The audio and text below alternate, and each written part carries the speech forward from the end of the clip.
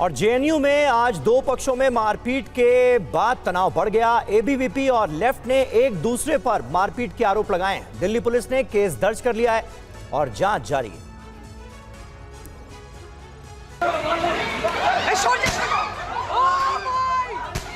लाठी से हमला, साइकिल से वार, जेएनयू जंग का मैदान बन गया। बताया जा रहा है कि स्कूल ऑफ लैंग्वेज में जनरल बॉडी मीटिंग के दौरान लेफ्ट और राइट विंग के छात्रों के बीच जम के खूनी झड़प हुई। कहीं लात घूसे चले तो किसी ने लाठी डंडों से वार किया। पूरी रात हिंसा की स्थिति बनी रही। मामला छात्र संघ चुनाव से जुड़ा बताया जा रहा है। एबीवीपी ने एक वीडियो जारी कर कहा कि जेएनयू छात्र संघ की अध्यक्ष आयशी घोष और दानिश ने धोखा दिया। आयशी घोष पर मारपीट के आरोप लगाए गए हैं। जब इनको दानिश को क्वेश्चन किया जा रहा है, आयशी घोष को बुलाओ और 4 नाम कैसे इलीगली आप नाम अनाउंस करके भाग गए, तो ये पीछे से जो कम्युनिस्ट है हमला किया जाता है। अब हम वहाँ पे जीबी में फॉलो कर रहे तो कोई वीडियो नहीं निकालते हैं। कैंपस में छात्र संघ के चुनाव की तैयारी 4 साल बाद शुरू हो रही है, लेकिन शुरुआत से ही जिस तरह छात्रों के बीच हिंसा की तस्वीरें आ रही हैं, कैंपस में शांति माहौल में चुनाव मुश्किल नजर आ रहा है।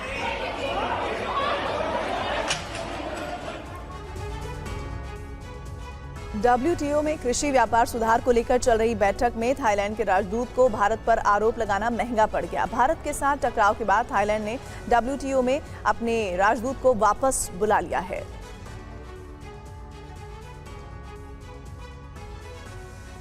अंतर्राष्ट्रीय मंच पर भारत का बढ़ता दबदबा एक बार फिर दिखा है। अबू धाबी में चल रही विश्व व्यापार संघ यानी WTO की बैठक में भारत पर अनर्गल आरोप लगाकर सुर्खियां बटोरने वाली थाईलैंड की राजदूत पेमाचानोक वोंगखोरपोन पिटफील्ड को उनकी सरकार ने वापस बुला लिया है। भारत ने थाई राजदूत के बयान पर कड़ा ऐतराज जताया था।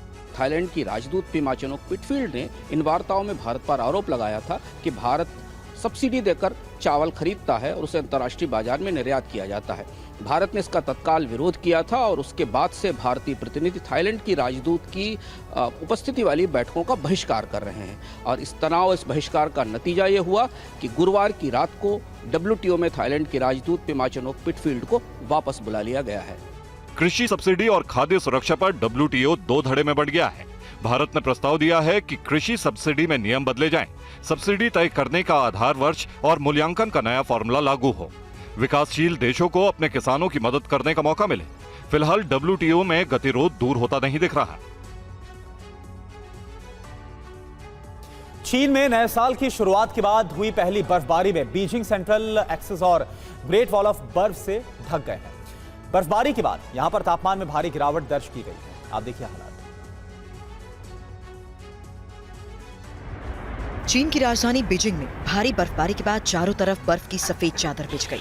बीजिंग सेंट्रल एक्सिस और ग्रेट वॉल बर्फ से ढक गए हैं।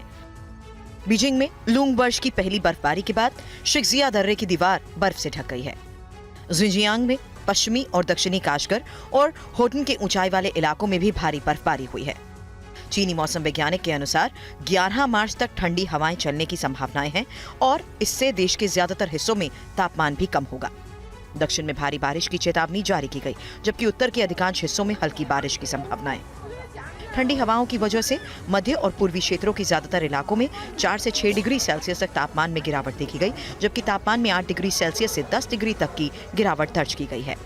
बीजिंग में दिन और रात के बीच तापमान के बड़े अंतर की वजह से सर्दी से बचाव के लिए मौसम विभाग ने सुझाव दिए हैं। तापमान परिवर्तन के कारण दृश्यता खराब होने से स्वास्थ्य सुरक्षा से लेकर यातायात सुरक्षा का ध्यान रखने की सलाह दी गई।